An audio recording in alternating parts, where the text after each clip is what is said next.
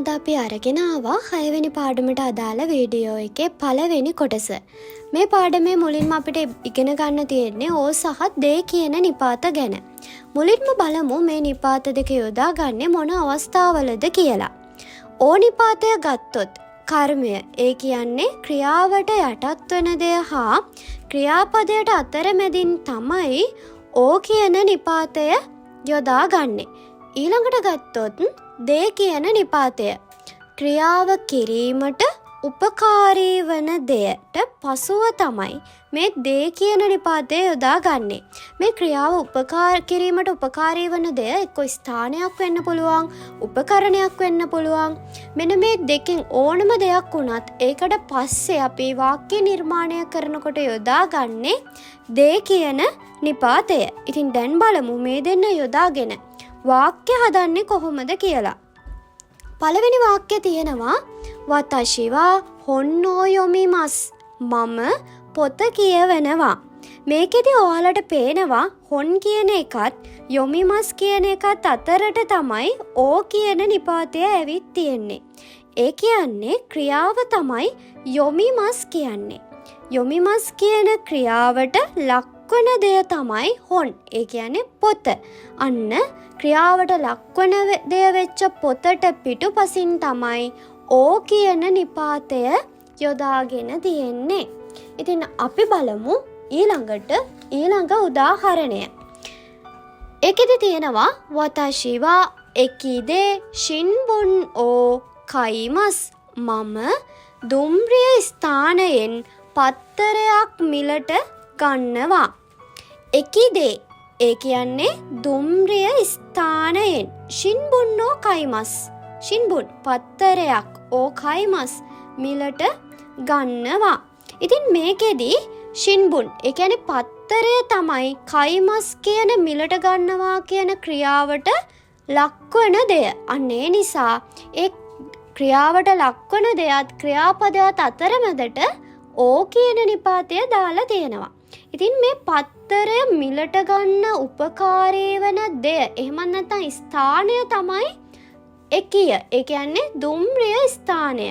අන්න එකි කියන එකට පස්සේ දේ කියන නිපාතය යොදාගෙන ඒ ප්‍රකාශය හදාගෙන තියෙනවා. ඒ කියන්නේ දුම්රිය ස්ථානයෙන් කියන එකට එකි දේ කියන එක තමයි ජපන් භාෂාවේදී යොදාගන්නේ. ඉතින් අපි බලමු තව දුරටත් කොහොමද මේ ඕ සහ දේ කියන නිපාත දෙක පාවිච්චි කරගෙන වාක්‍ය නිර්මාණය කරන්න කියලා. ඊළඟ වාක්‍ය තියෙනවා ඔසාකේ ඕ නොමිමස්කා. ඔසාකේ බොනවද?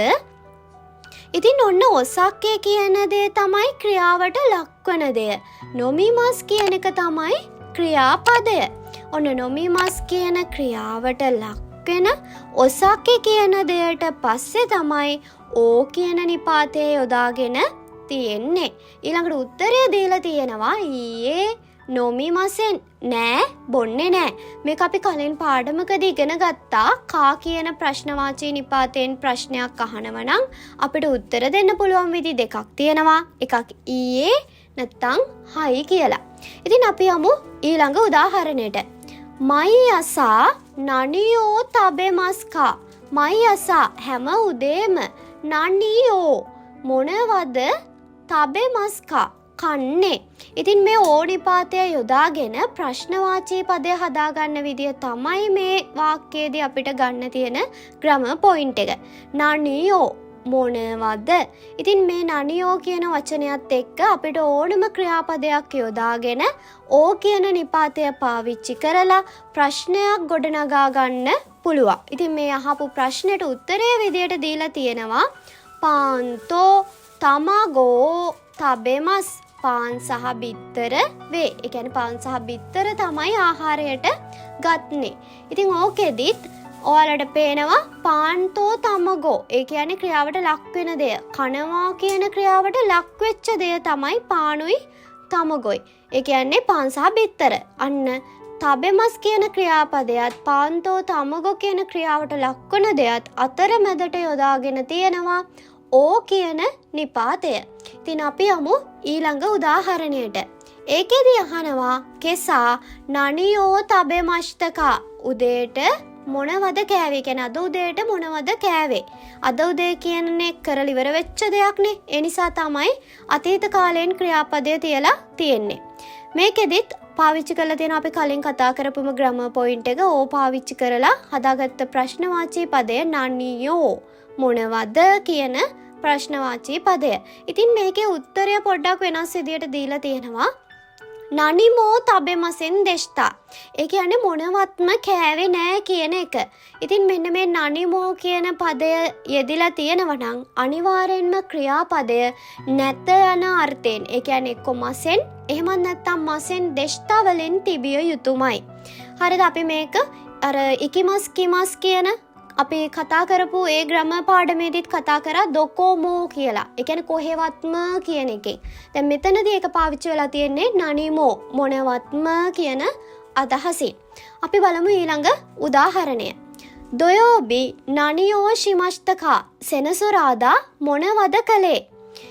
අතීත කාලෙන් තමයි අහලා තියෙන්නේ. ඒ කියන්නේ සෙනසුරාදා දවසේ අපි කරපු දේවල් ගැන තමයි මේකට උත්තරේ දෙන්න ඕන. දැන් මේකෙදී සාමාන්‍යයෙන් වාක්‍ය දෙකක් එකට එකතු කරගෙන තියෙනවා. ජපන් භාෂාවේදී වාක්‍ය දෙකක් එකට එකතු කරනකොට යොදා ගන්න පදයක් තමයි මේ සොරේ කරා කියලා කියන්නේ. කියන්නේ කිසියම් ක්‍රියාවක් කරලා ඊට පස්සේ තවත් ක්‍රියාවක් කරා කියන එක අපිට ප්‍රකාශ කරන්න ඕන නම් අපිට පුළුවන් මෙන්න මේ පදය යොදා ගන්න. දැන් මේක ගත්තොත් නිහොංගෝ බෙන්කියෝ ශිමෂ්තා ජපන් භාෂාව පාඩම් කළා. හරිද? ඒකෙදී නිහොංගෝ කියන්නේ බෙන්කියෝ ශිමෂ්තා කියන ක්‍රියාවට ලක් වෙච්ච දෙය. ඒ කියන්නේ පාඩම් කළා කියන ක්‍රියාවට ලක් වෙච්ච දෙය තමයි නිහොංගෝ. ඒක නිසා නිහොංගෝ සහ බෙන්කියෝ ශිමෂ්තා කියන ක්‍රියාපදය අතරට ඕ කියන නිපාතය දාගෙන තියෙනවා. ඊට පස්සේ ඒ කියන්නේ ජපන් භාෂාව පාඩම් කරලා ඊට පස්සේ කරපු දේ සොරේ කරා. ඊට පස්සේ තොමුදචිතෝ ඒගාවෝ මිමෂ්තා යාළුවත් එක්ක ෆිල්ම් එකක් බැලුවා. හරිද? කියන්නේ යාළුවත් එක්ක එකට එකතු වෙලා ෆිල්ම් එකක් බැලුවා. මේකෙදි මිමෂ්තා කියන ක්‍රියාපදයට ලක් වෙච්ච දේ තමයි ඒගා. ඒ කියන්නේ චිත්‍රපටය. අන්න චිත්‍රපටය සහ මිමෂ්තා කියන පදයටත් අතරමැදට දාලා තියෙනවා ඕ කියන නිපාතය. ඊළඟට තියෙනවා දොකෝදේ සොනෝ කබන් ඕ කයිමෂ්තකා දොකෝදේ කොහේදිද කියලා තමයි මේකෙදි අහන්නේ. සොනෝ කබන් ඔය බෑග් එක ඕ කයිමෂ්තකා මිලට ගත්තේ. අන්න කයිමෂ්තා කියන ක්‍රියාපදයට යටත් වෙච්ච දේ තමයි කබන්. අන්න කබන් කියන එකත් කයිමෂ්තකා කියන ක්‍රියාපදයට අතරමැදින් ඕ කියන නිපාතය යොදාගෙන තියෙනවා. ඊට පස්සේ උත්තරය දීලා තියෙනවා මෙකිෂිකෝ දේ කයිමෂ්තා. ඒ කියන්නේ මෙක්සිකෝවේදී මිලට ගත්තා කියලා තමයි මේකෙදි කියන්නේ. ඉතින් ඔන්න ඔය විදියට තමයි ඕ සහ දේ කියන නිපාත දෙක පාවිච්චි කරලා ජපන් භාෂාවේදී වාක්‍ය නිර්මාණය කරගන්නේ. ඉතින් ආයෙත් අලුත් පාඩමකින් හම්බ වෙනකන් ඔයාලට සුබ දවසක්. ඒ වගේම අපේ channel එක subscribe කරලා like කරන්නත් අමතක කරන්න එපා. එහෙනම් මතානේ